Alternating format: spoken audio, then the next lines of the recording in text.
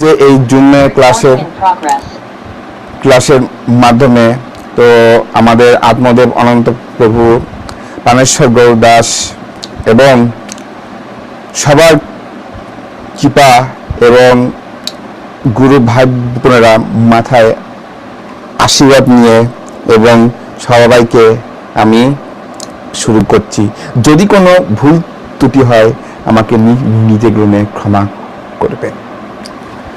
ওম নমো ভগবতে বাসুদেবায়, ওম নমো ভগবতে বাসুদেবায়, ওম নমো ভগবতে বাসুদেবায়। তো হরে কৃষ্ণ। তো আজ শ্রীমদ্ ভাগবতম, তো ভগবান যখন এই পৃথিবীতে অবতরণ হন, মানে কিভাবে অবতরণ হন, যখন তার সত্যযুগে ভগবান যখন আসেন, তো এসে তখন সমস্তকে উনি সৃষ্টি করেছেন। যেমন পিতামহ ব্রহ্মা এবং শিব সবাইকে সৃষ্টি করেছেন, কিন্তু ভগবান যখন এই পৃথিবীতে আসেন কি শত্রু সংহার করার জন্য, যে এই পৃথিবীতে যত অসুরের উৎপাত যত সেইভাবে সংহার করেছেন। কেন? যে তারাও একান্তই দেবতারা ছিল।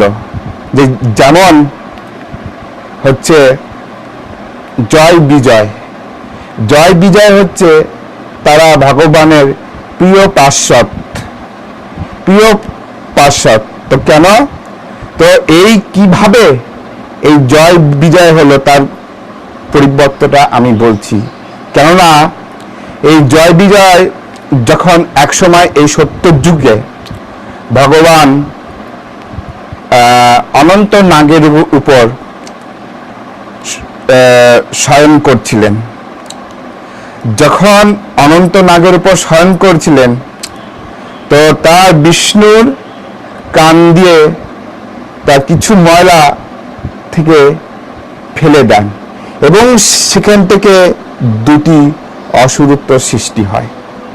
আর অসুরত্ব যখন এই সৃষ্টি হয়, তো তখন তারা কি মনে করে, যে তারা তখন মনে করে যে তখন তাদের সাম্রাজ্য আমাদের। তখন তারা কি চিন্তা করেছে? তারা চিন্তা করেছে যে এই যে পিতামহ ব্রহ্মা, এই ব্রহ্মাকে এখন আমাদের দাসত্ব হিসাবে স্বীকার করব। তো যখন তারা এই চিন্তা অনুভব করেছে, তখন ব্রহ্মদেব অত্যন্ত ভীত হলেন।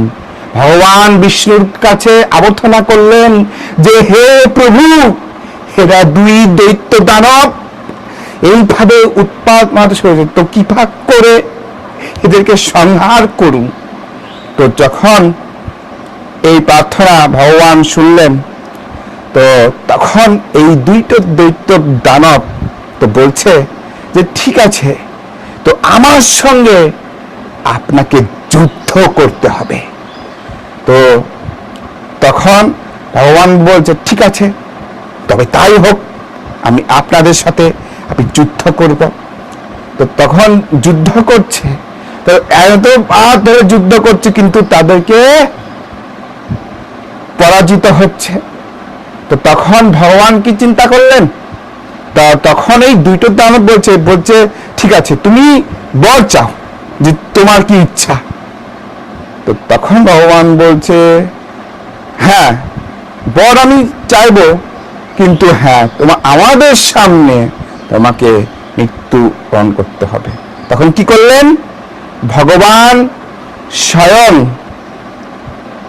তাদেরকে কোলে বসিয়ে এবং সুদর্শন চক্র দিয়ে হত্যা করলেন। আর সেই দুই দৈত্য যখন মৃত্যু হয়ে তার পরবর্তীতে সেই দুই তারক জয় আর বিজয় রূপে উনি আসেন এবং ভগবানের সেবা তো করে। তাহলে দেখুন যে আমরা ভগবানের সেবা অবশ্যই করব। তো সেই জন্য এই জয় বিজয় তার এতটা সৌভাগ্যশালী যে তার ভগবানের দাসত্ব হিসাবে আমরা সেবা করছি। তো সেই জন্য যখন এই জয় বিজয় সেবা করতেন ভগবানের, তো একসময় কি হয়েছে, একসময় যখন এই ব্রহ্মার 4 পুত্র তখন সেখানে প্রবেশ করেছে। তো প্রবেশ করার মাত্রই তখন বলছে যে তোমরা আমাকে ভগবানের কাছে যেতে দাও। তো বলছেন যে না, এখন তো প্রভু বিশ্রাম করছে, তো তোমরা একটু পরে আসো। বলছে না, এখনই দর্শন করতে চাই। তো তখন বলছে যে কি, যে প্রভু তো এখন কোনো বিশ্রাম করবে না, আমি জানি যে উনি আমাদের কোনো পরীক্ষা করছে। তো তখন বলছে হ্যাঁ, প্রভু এখনো বিশ্রাম মধ্যে আছে। যখন এই বলা সত্য, তখন এই ব্রহ্মার 4 পুত্র সনক সনাতন তো তখন কি করলেন, যে তারা অভিশাপ প্রদান করলেন যে এইভাবে আমাদেরকে পথ আটকিয়েছ, তাই তোমাদেরকে অভিশাপ দিচ্ছি যে তোমরা অসুর বংশে জন্মগ্রহণ করো। তখন তারা এই অভিশাপ পেয়ে তারা একদম কাঁপতে শুরু করলেন। তো তখন বললেন যে হে আমরা বুঝতে পারিনি, আমাদেরকে ক্ষমা করে দিন। তো তখন তারা ব্রহ্মাচার্য বললেন যে হে জয় বিজয়, তোমরা যে অপরাধ করেছ এবং শাস্তি পেয়েছ, কিন্তু এই অভিশাপ তোমাদের মুক্ত হবে কি করে জানো? যে ভগবান বিষ্ণু এক এক অবতার উনি তোমাদেরকে সংহার করবে এবং তার এতে তোমরা মুক্তি প্রদান করবে। তখন ভগবানের সেই আশীর্বাদ তখন পেয়ে ভগবান বলছে ঠিক আছে তথাস্তু। তখন এই জয় বিজয় তখন সেই মাতার এতে তারা গর্ভে জন্মগ্রহণ করলেন। আর এই গর্ভে যখন জন্মগ্রহণ করেছেন, তখন তারা কি চিন্তা করলেন, তখন তারা সে বড় হয়ে তার নানা রকম অসুর বিদ্যা লাভ করলেন। আর যখনই অসুর বিদ্যা লাভ করলেন, তো তখন কি করলেন, সেই অসুর বিদ্যা লাভ করে তার প্রথমে কে, যে হিরণ্যাক্ষ এবং হিরণ্যকশিপু, এই হিরণ্যাক্ষ যখন তার লক্ষ্য কি ছিল, তা সেই জন্য এই শ্রীমদ্ ভাগবত গীতায় বলা হয়েছে যে হচ্ছে কি আমাদের লক্ষ্য কিরকম, আমাদের লক্ষ্য হচ্ছে জুয়া তাস পাশা খেলা, অন্যের ঘরে আগুন দেওয়া এবং অন্যের স্ত্রীকে হরণ করা। তো সেরকম এই হিরণ্যাক্ষ তার স্ত্রী পৃথিবীর মাতাকে হরণ করেছিলেন। আর হরণ করে কোথায় লুকিয়ে রাখলেন, তো সেই জলের তলায় লুকিয়ে রাখলেন। কিন্তু ভগবান তো কিভাবে আসলেন, বরাহ দেব রূপে উনি এসেছেন। ব্রহ্মার নাসিকা থেকে উনি এসেছেন। আর যখন এই হিরণ্যাক্ষের সঙ্গে বরাহদেবের তুমুল যুদ্ধ হয়েছে, আর তুমুল যুদ্ধতে যখন উনি যুদ্ধ হলেন, তখন সঙ্গে সঙ্গে হিরণ্যাক্ষ মৃত্যুবরণ করলেন। আর এই মৃত্যুতে তখন এই হিরণ্যকশিপু উনি একদম কথিত হলেন। কেমন ভাবে, যে এই বিষ্ণু আমার একমাত্র ভ্রাতাকে হত্যা করেছে, তাই জন্য আমি এর চির প্রতিশোধ চাই। তো কিভাবে, যে আমি তখন কি করবে, তো তখন তার গুরু শুক্রাচার্যকে বললেন যে হে গুরুদেব, আমি অমর বরদান প্রাপ্ত হতে চাই, তো এখন আমি কি করব?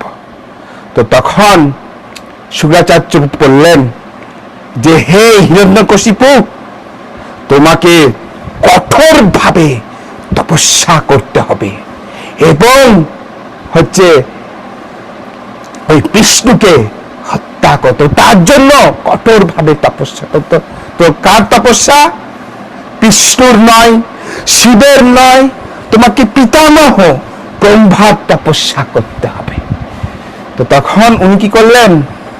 একভাবে উনি ব্রহ্মদেবের তপস্যা করলেন যে ওম ব্রহ্মদেবায় নমঃ, ওম ব্রহ্মদেবায় নমঃ। তো এইভাবে উনি তপস্যা করতে শুরু করলেন। আর সেই তপস্যা দেখে তো তখন স্বর্গের দেবতারা ভয়ভীত হলেন যে এইভাবে যদি হিরণ্যকশিপু তপস্যা করে তাহলে তো আমাদের পরাজয় নিশ্চিত। তো তখন তারা কি করলেন? একটা বুদ্ধি বার করলেন। কিভাবে?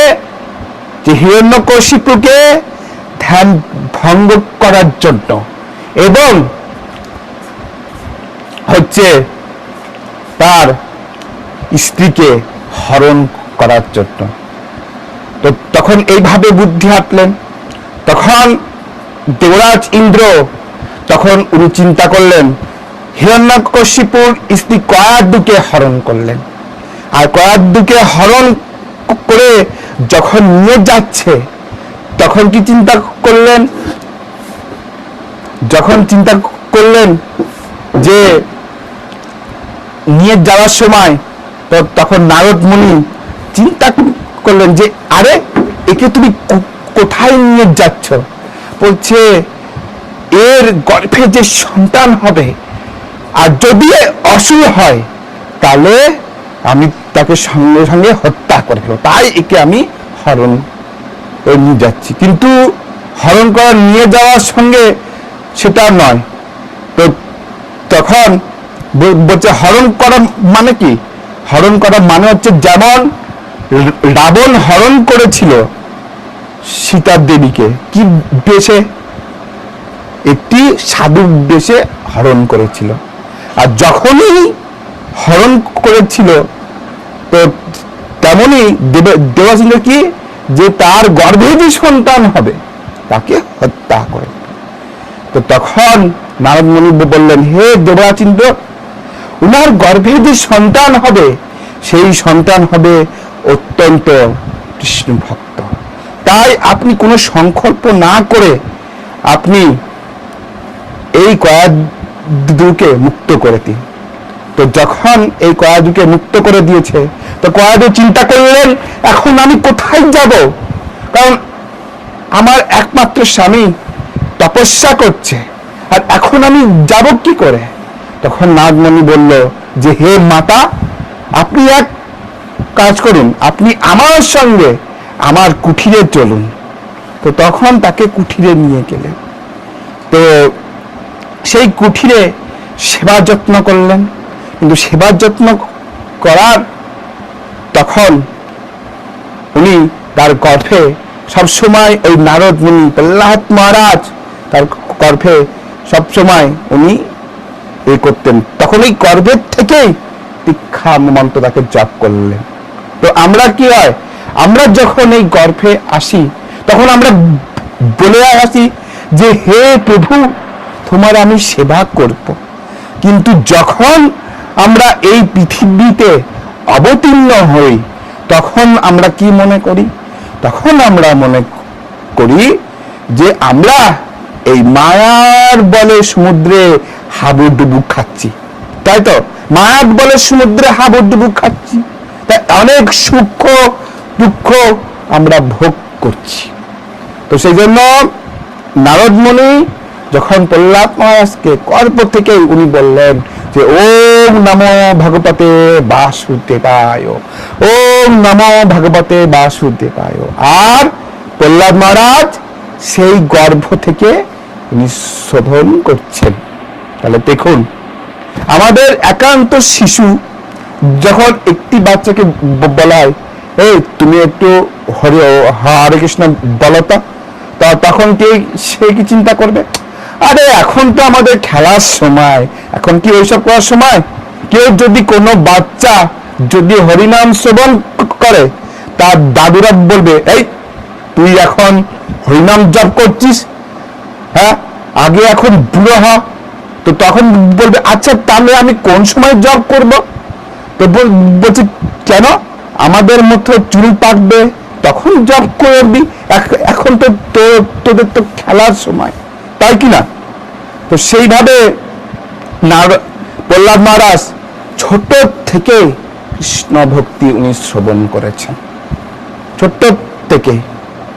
তো সেই জন্য আমাদের সবসময় সন্তানরা কি হয়, যে সবসময় সন্তানরা তারা কৃষ্ণ ভক্তিকে অনুশীলন করে, এবং তাদের পরীক্ষায় কি থাকেন যে বাবা মারা বলে, আরে খোকা একটু জপ করো, একটু শ্রীমদ ভাগবত গীতা শ্রবণ করো, যে ভগবান কি বলছে।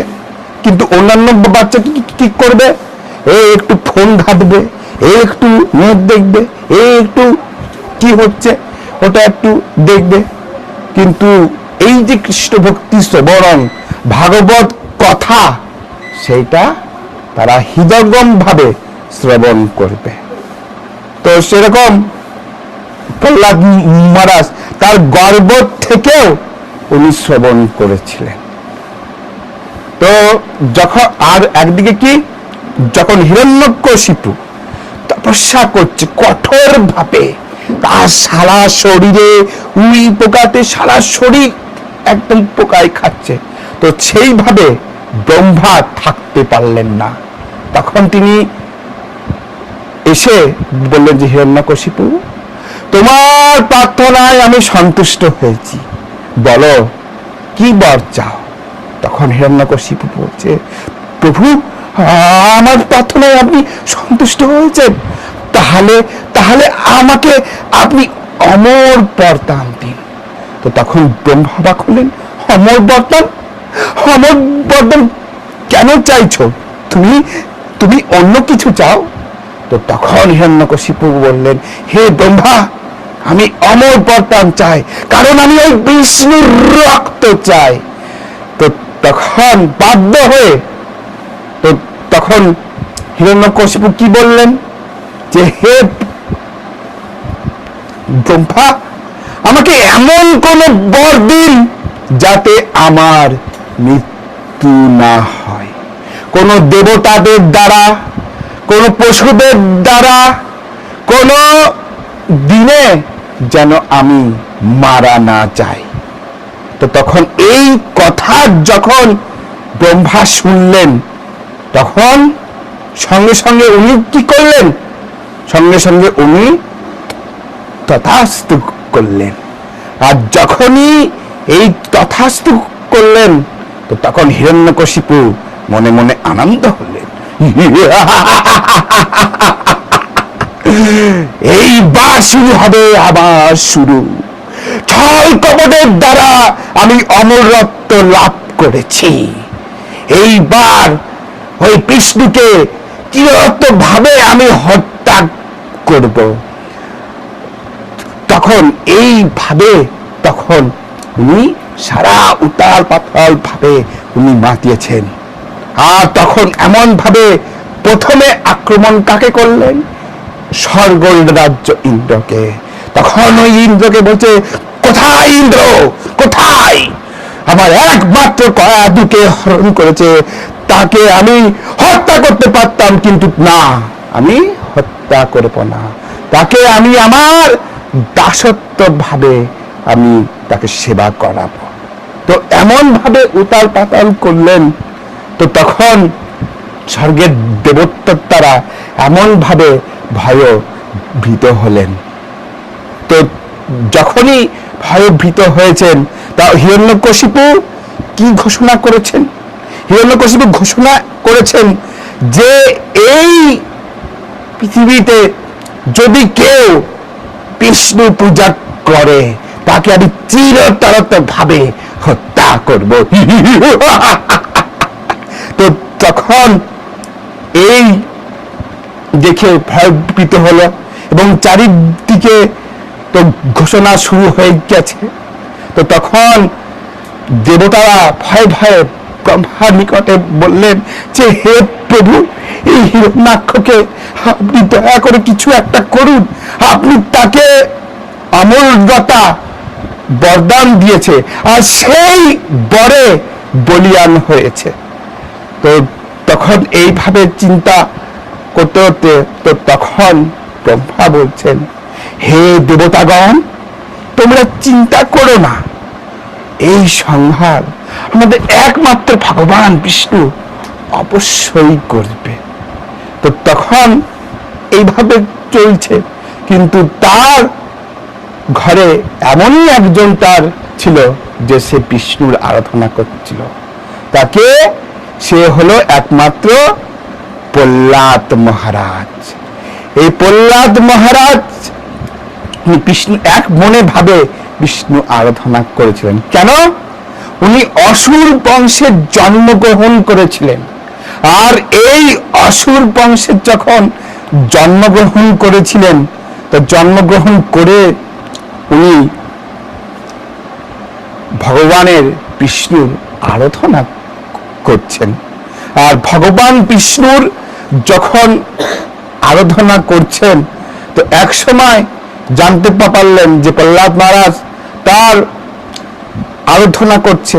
তো এক সময় তার পিতা কি চিন্তা করলেন যে তাকে গুরুকুলে পাঠালেন, যে কেন, যে সে আমার মতো যেন অসুর বিদ্যা লাভ করে। তো তাকে পাঠিয়েছেন। তো গিয়ে কি শিক্ষা প্রদান করেছে, যে যখন প্রদান করেছে যে সন্ত আমর বলছে ইনি হচ্ছেন আমাদের ভগবান, তখন প্রহ্লাদ মহারাজ কি বলছে যে কি, এ তো আমার পিতা, আর এই পিতা কি করে ভগবান হতে পারে? তো তখন উনি চিন্তা করলেন, বলছে হ্যাঁ ঠিক। তো তখন বলছে না, ইনি হচ্ছেন আমাদের ভগবান। তো তখন প্রহ্লাদ মহারাজ বলছে, হে গুরুদেব, আপনাদের কোথাও ভুল হচ্ছে, যে আমার একমাত্র ভগবান হচ্ছে স্বয়ং ভগবান বিষ্ণু, ভক্ত বৎসল। তো তখন বলছে, প্রহ্লাদ এখনো সময় আছে, তুমি যদি ওই চির শত্রুর যদি বিষ্ণুর চিন্তা করো, তাহলে তোমাকে হত্যা করে দেওয়া হবে এবং তার উপযুক্ত শাস্তি হবে। তো তখন এইভাবে কোনো কথা না শুনে তার গুরুকুলে যত পাঠশালা ছেলেদের আছে সবাই ভাবে একটি শ্রবণ করেছিলেন, কি, ওম নমো ভগবতে বাসুদেবায়। তো তখন এই শ্রবণ করেছিলেন। তো তখন এইভাবে তখন সন্ত আমর কি চিন্তা করলেন, যে না, এই প্রহ্লাদকে আমরা হিরণ্যকশিপুর কাছে নিয়ে যাব এবং তিনি এই বিচার করবেন। তো তখন তাকে নিয়ে গিয়েছেন। তো কিছুদিন পর প্রহ্লাদ মহারাজ যখন তার পিতার সঙ্গে দেখা করতে এলেন, দণ্ডবত প্রণাম করলেন। তো করে তখন তাকে কোলে বসতে দিয়েছেন, আর কোলে বসেই বলছেন যে পুত্র প্রহ্লাদ, বলো তুমি কি শিক্ষা গ্রহণ করেছ, আর তুমি যে শিক্ষা গ্রহণ করেছ তা আমাকে খুলে বলো। তো তখন বলছে, হে পিতা, আমি যে শিক্ষা গ্রহণ করেছি তার একমাত্র ঈশ্বর আছে। তা সেই ঈশ্বরকে জানেন? সেই ঈশ্বর হচ্ছেন স্বয়ং ভগবান বিষ্ণু। আর যেই শুনেছে, প্রহ্লাদ তুমি ওই চিরশত্রুর বিষ্ণুর নাম শ্রবণ করছো, কে দিয়েছে এই শিক্ষা? তো তখন ওই সন্ত আমার থরথর করে কাঁপছে যে হে ভগবান, আমি জানি না এই শিক্ষা ওরা কোথা থেকে পেয়েছে। তো তখন এই থরবর করে কাঁপছে। আর তখন হিরণ্যকশিপু ঘোষণা করলেন যে ঠিক আছে, এই পুত্রকে অবশ্যই শাস্তি দেব। কিভাবে? যে তাকে অনেক কিছু মারার চেষ্টা করেছে কি না? হ্যাঁ, অনেক কিছু মারার চেষ্টা করেছে, তাকে পাহাড় থেকে নিচে ফেলে দিয়েছে, তাও সে জীবিত। তাকে খাবারের মধ্যে বিষ খাইয়ে তাকে হত্যা করার চেষ্টা করলে, তাও জীবিত। তো তখন এইভাবে উনি কি চিন্তা করলেন? তো এইভাবে যখন চিন্তা করলেন, তো তখন এই হোলিকা কি বললেন যে হে হিরণ্যকশিপু, যখন আপনি চেষ্টা করলেন যে এই প্রহ্লাদ মহারাজকে মৃত্যু দিতে পারছেন না, তখন আমার কাছে একটি ওষুধ আছে, যে আমার কাছে অগ্নিদেবের বরদান আছে, যে আমাকে অগ্নি জ্বালাতে পারে না। এই প্রহ্লাদ মহারাজকে আমি মৃত্যু প্রদান করব। তো এই কথা শুনে তখন হিরণ্যকশিপু বলছে, বাহ বাহ, খুবই সুন্দর, আমি তো এই তো চাই যে এই পথের কাঁটা যেন চিরতরত ভাবে সরে যায়। তো তখন এইভাবে উনি চিন্তা করতে, তো তখন সেই হোলিকা তার প্রহ্লাদ মহারাজ উনি চিন্তা করছেন যে আমার অবশ্যই আমার হয়তো মৃত্যু হবে, অবশ্যই আমি ভগবানের কথা উনি চিন্তা করছেন। আর যখন উনি চিন্তা করছেন, আর কি হলো যে তার যে অগ্নিদেবের, হোলিকার যে অগ্নিদেবের বরদান ছিল, তার কি বরদান ছিল? যে তাকে অগ্নি জ্বালাতে পারবে না। তো যখন প্রহ্লাদ মহারাজকে নিয়ে বসেছে, আর অগ্নি সেই হোলিকার উপরে তার সারা শরীরে জ্বলে উঠছে, যে তখন উনি চিন্তা করছেন, হে হিরণ্যকশিপু, আমাকে রক্ষা করুন। তো এইভাবে উনি ছটফট করতে শুরু করেছে। কিন্তু কি হয় যে আমরা কি করি? আমরা অনেক জিনিসের উপরে লোভ করি কিনা? আমরা অনেক জিনিসের উপর লোভ করি, যেমন টাকা পয়সা, সোনা দানা, লোভ করছি। কিন্তু যখন আস্তে আস্তে যদি মনে করে, ওরে এত টাকা, এত সোনা, তো তখন চিন্তা অনুভব করে। তো সেই জন্য কি বলা হয়েছে? লোভে পাপ, পাপে মৃত্যু। তো হোলিকার সেই অবস্থা হয়েছিল যে আমি নিজের সুরক্ষার জন্য করছি, কিন্তু অন্যকে মৃত্যু প্রদান করছি, তাই কি না? হ্যাঁ, আজকাল এইরকম জাগতিক অন্য কিছু হয়। কেউ যদি মনে করে যে আমি আরো উপরে ওঠার চেষ্টা করব, আমি আরো উপরে উঠবো, তখন তার মনে কি হবে? তার মনে একটা হিংসা হবে। তার মনে, এ তো দেখছি আমার উপরে ওঠার চেষ্টা করছে, তাহলে আমি এক কাজ করি, একে আমি মেরে ফেলি। তা কি মারবে? খাবার উপর পিস দিয়ে তাকে মারবে। তো সেই রকম যে একদিকটা আমি ভালো হব আর অন্যদিকে খারাপ হব, ঠিক কিনা?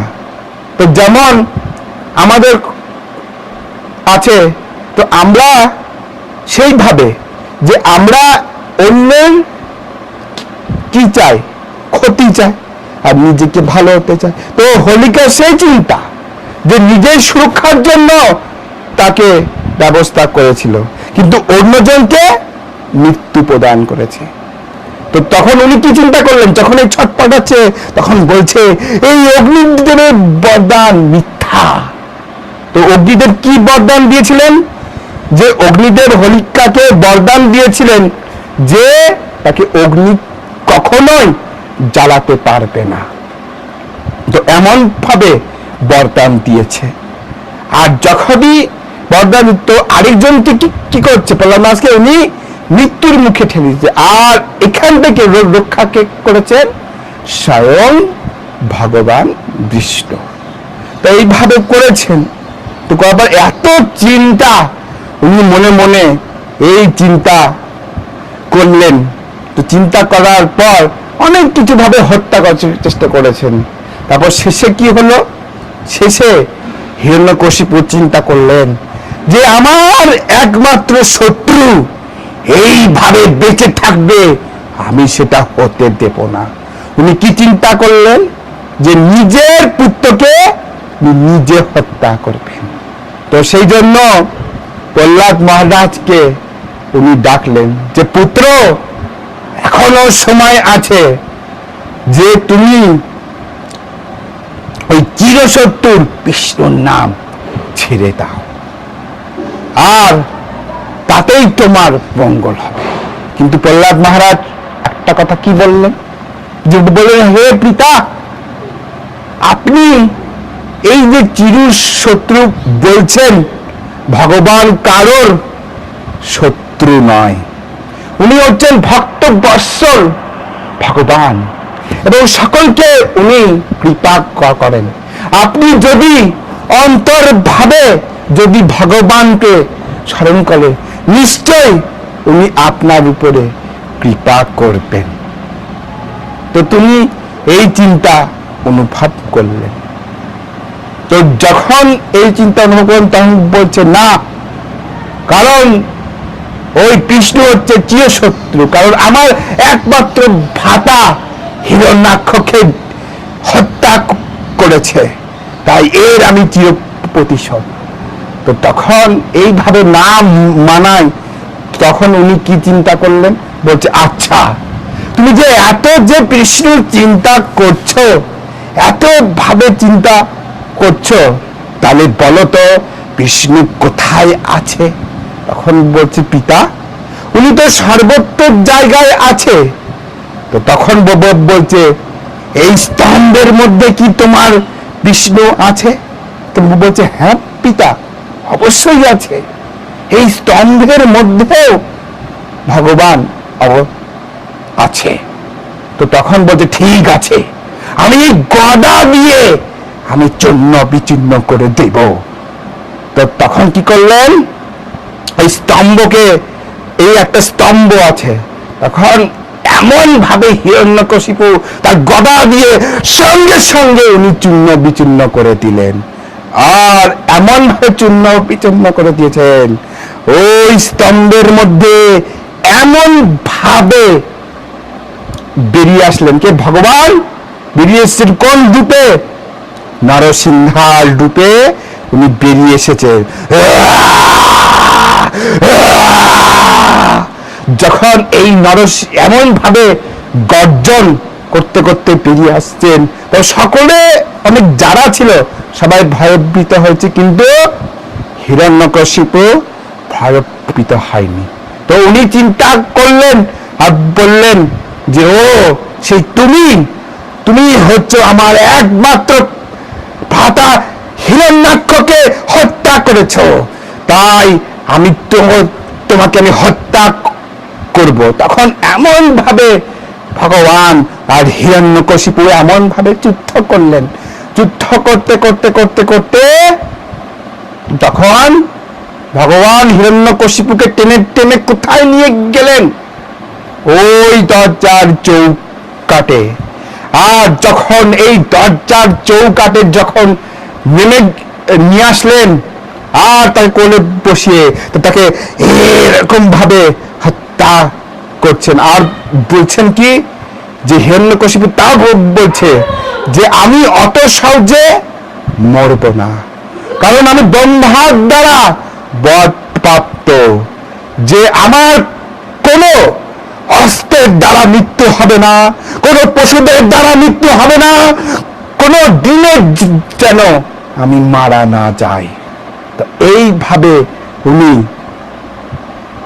বর প্রাপ্ত হয়েছেন। কিন্তু ভগবান একটা অংশ উনি ফাঁকা রেখেছিলেন। কোনটা? সেটা হচ্ছে সন্ধ্যার সময়, সন্ধ্যা গোধূলির সময়।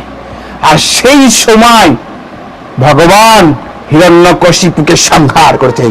ঠিক এইভাবে সংহার করে তার রক্ত, নারী ভুঁড়ি সমস্ত কিছু তার রক্ত রক্ত অবস্থা। আর তখন এই অবস্থায় দেখে তখন হিরণ্যকশিপু এমন ভাবে গর্জন করলেন, আর যখনই গর্জন করেছেন, আর এই গর্জনের সমস্ত দেবতারা তার কোষ সম্মোহন। তো যদি ভগবান বলছেন যে যদি আমার ভক্তের উপর কেউ যদি অত্যাচার করে তো আমি তাকে সহ্য করব না। তো এইভাবে চিন্তা যখন করেছেন, তার সমস্ত গর্জন আর এমন ভাবে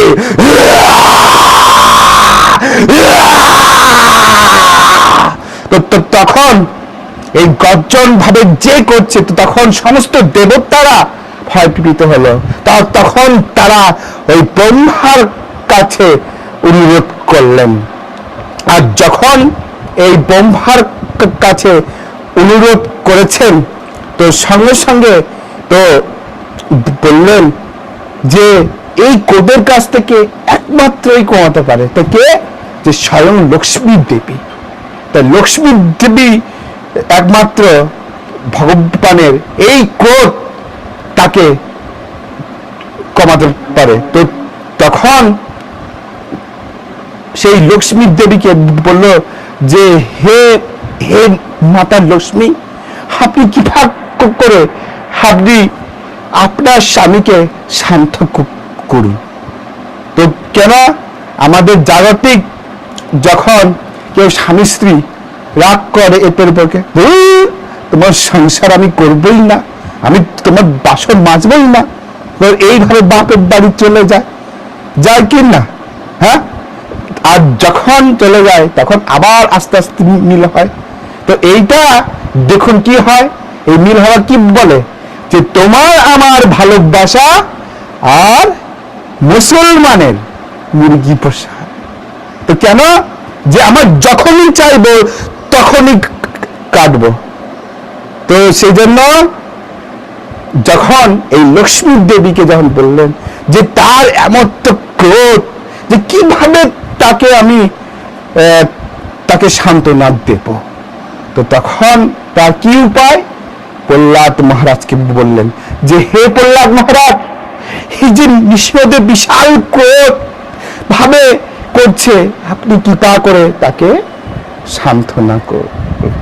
তো ভগবান যখন তাকে সান্ত্বনা করলেন প্রহ্লাদ মহারাজ যে হে প্রভু, আপনি কিভাবে শান্ত হন, আপনার যে শত্রু আমার যে পিতা হিরণ্যকশিপু সেই ইতির মধ্যে সে মৃত্যু প্রদান করেছে, আপনি দয়া করে শান্ত হন। তো তখন ভগবান নৃসিংহদেব তার ক্রোধ শান্ত হলেন, আর ক্রোধ যখন শান্ত হয়েছে তো শান্ত হওয়ার পরেই তো প্রহ্লাদ মহারাজকে উনি আশীর্বাদ করছেন, আর সমস্ত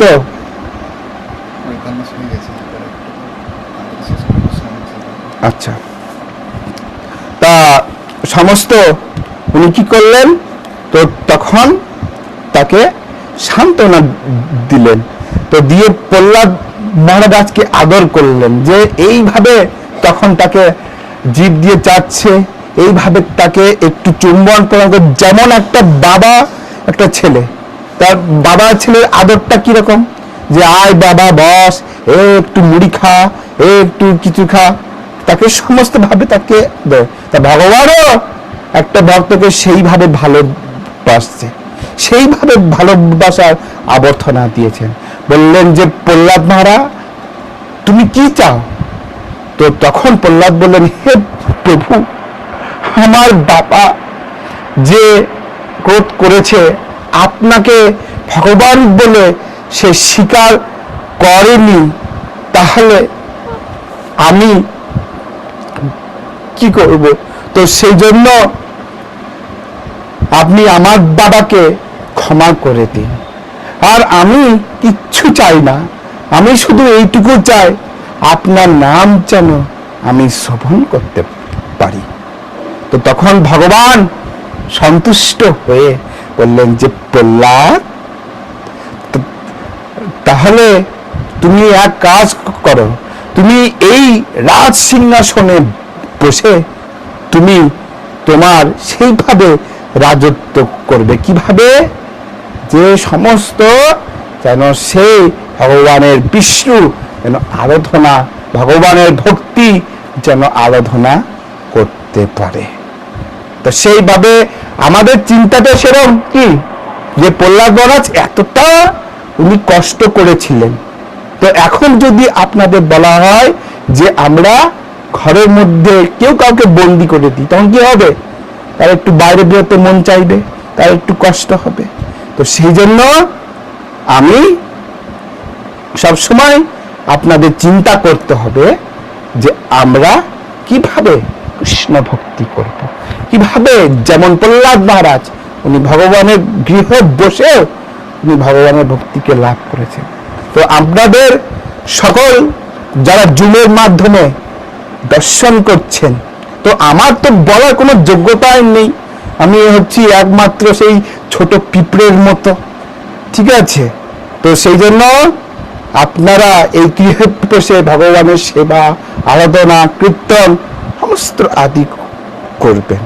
তো আমি যাক অনেকটা 45 মিনিট সময় নিয়ে ফেলেছি, অনেক বেশি কিছু বলে ফেলেছি, আর আমার কোনো যোগ্যতা নেই, আমার কোনো যোগ্যতা নেই। তো আমার যদি কোনো ভুল ত্রুটি হয় তা নিজের গুণে আমাকে ক্ষমা করবেন। তা হরে কৃষ্ণ। সকল যদি কারোর প্রশ্ন থাকে তো আমাকে বলতে পারেন। তা আমি প্রভুকে অনুরোধ করছি, প্রভু যদি কারোর প্রশ্ন থাকে একটু কৃপা করে বলুন।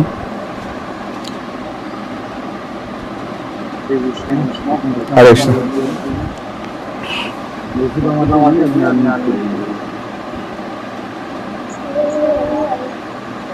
হরে কৃষ্ণ।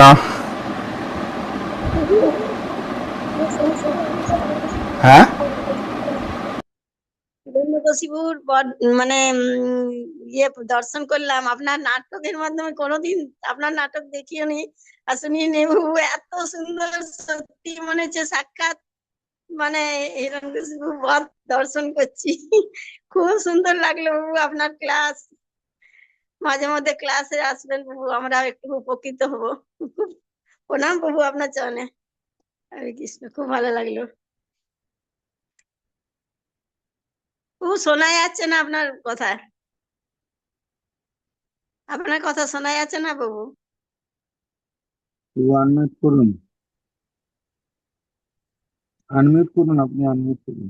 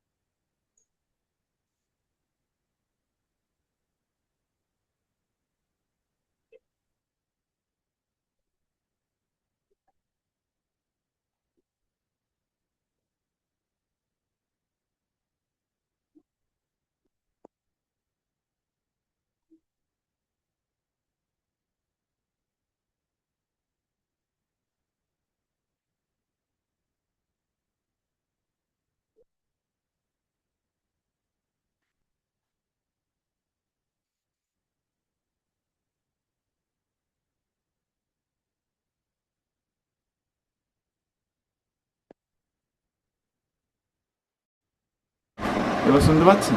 হ্যাঁ, হরে কৃষ্ণ। হরি বল। হ্যাঁ, কারোর যদি কিছু প্রশ্ন থাকে বলতে পারেন।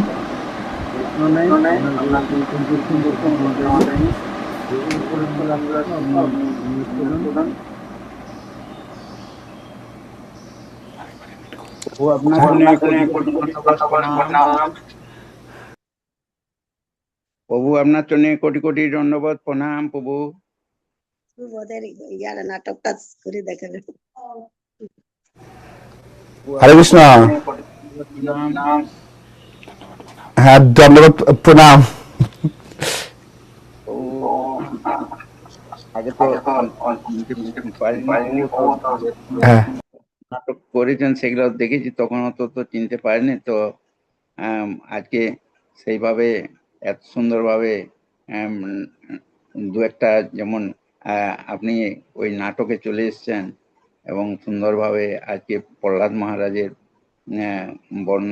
সম্বন্ধে বর্ণনা করলেন। তো আমরা হয়তো অল্প অল্প অল্প অল্প শোনা হয়, কিন্তু আজকে অনেক মানে সম্পূর্ণভাবে বললেন প্রহ্লাদ মহারাজের কৃতিত্ব, এবং যাতে আমরা আবার শ্রবণ করতে পারি। প্রভু পাঠ দিবেন, আপনার জন্য কোটি কোটি ধন্যবাদ, প্রণাম প্রভু। হরে কৃষ্ণ প্রভু।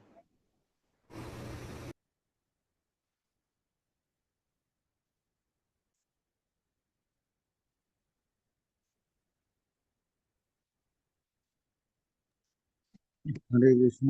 অসংখ্য অসংখ্য ধন্যবাদ জম্মু উপস্থিত সকল ভক্তবৃন্দকে ধন্যবাদ। মহান ভক্ত হরিদাস প্রভুকে চরণে প্রণাম। আজকে আমাদের আর কোনো প্রশ্ন কমেন্টস নেই, আমরা বৈষ্ণব প্রণাম করে আজকে ক্লাস এখানে শেষ করবো। অহিংসা ধন্যবাদ। জয় জয় হরি হরি বল।